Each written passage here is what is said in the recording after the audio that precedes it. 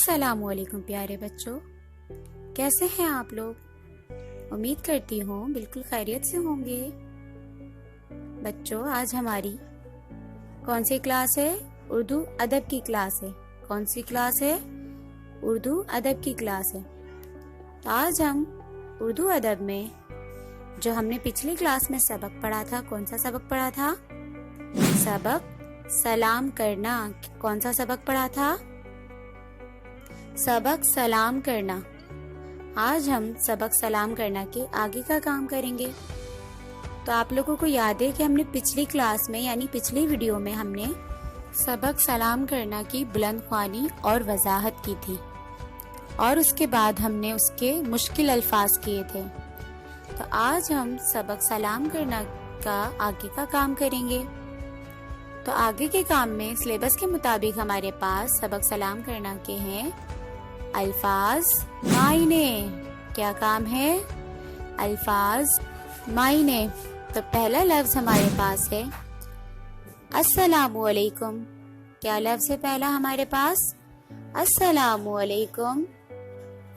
इसका मतलब यानी इसके मायने हैं आप पर अल्लाह की सलामती हो।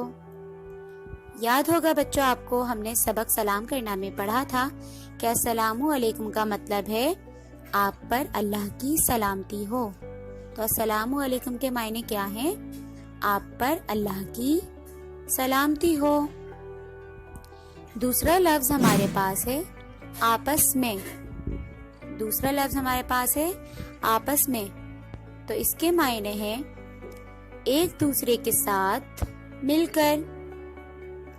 एक दूसरे के साथ मिलकर। तीसरा लफ्ज हमारे पास है पहल करना। तीसरा लफ्ज हमारे पास क्या है? पहल करना। और इसके मायने यानी इसका मतलब है पहले आगे बढ़ना, यानी हर चीज में पहले पहले आना, पहल करना। इसके बाद चौथा लफ्ज हमारे पास है सवाब। चौथा लफ्ज क्या है?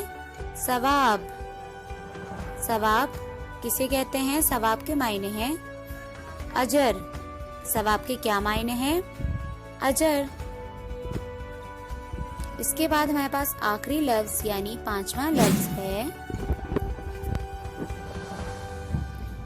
सलामती। पांचवा लफ्ज हमारे पास क्या है? सलामती। सलामती के मायने हैं बेहतरी।